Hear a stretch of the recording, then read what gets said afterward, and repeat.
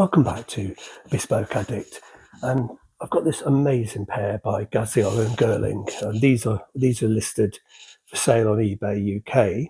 They've been listed for a couple of days already. There's about another 5 days to go. eBay UK, and I'll put the listing number with this post. But they're beautiful, beautiful things as you'd expect from Gaziano and Gerling. But this stitching, it's decorative only. These are hole cuts. It's one piece of skin.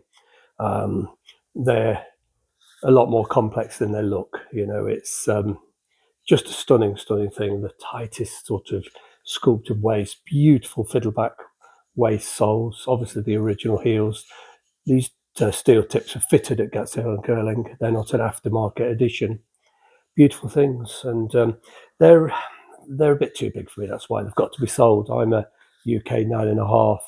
These are about a 10.5. So I've just noticed a little bit of a scratch in the polish. I'll correct that before I let them go.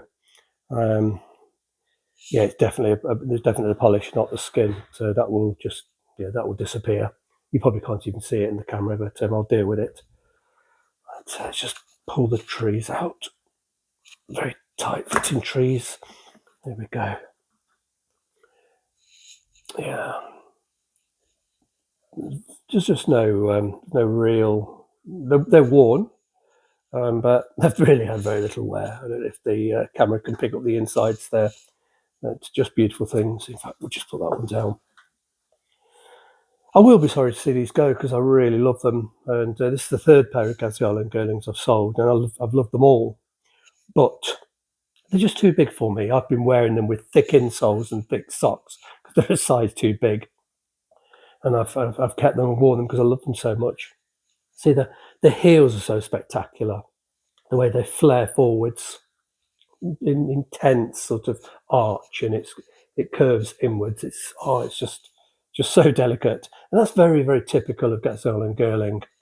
It almost reflects what the Japanese do. Actually, they tend to really sort of sculpt the heels and take them much, much tighter.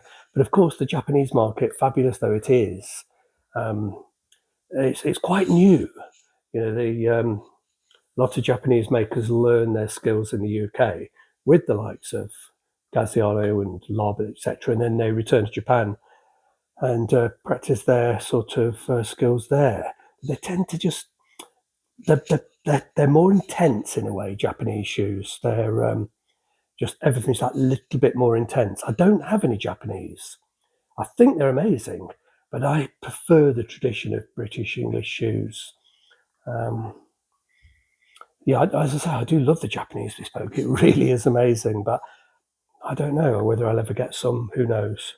But yeah, these really have got to go. However stunning they are, I can't keep them. I've just got literally hundreds of shoes. It's become utterly unmanageable, and I can never find what I'm looking for. And I've got more than 100 pairs like these that are just a bit too big or a bit too small, and so many pairs never get worn.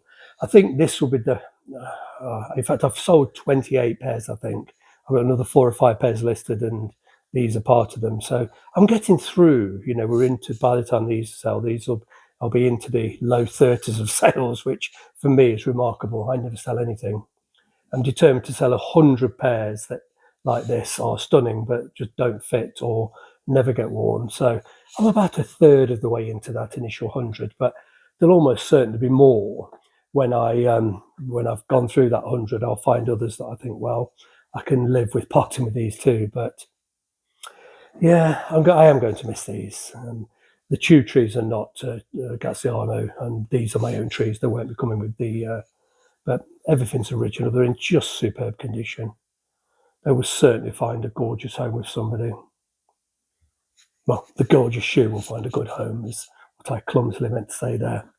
Yeah, and I've definitely scratched the polish on these. I'll repolish them, make a really lovely job of the polish. I won't be sending them out with marks in the polish.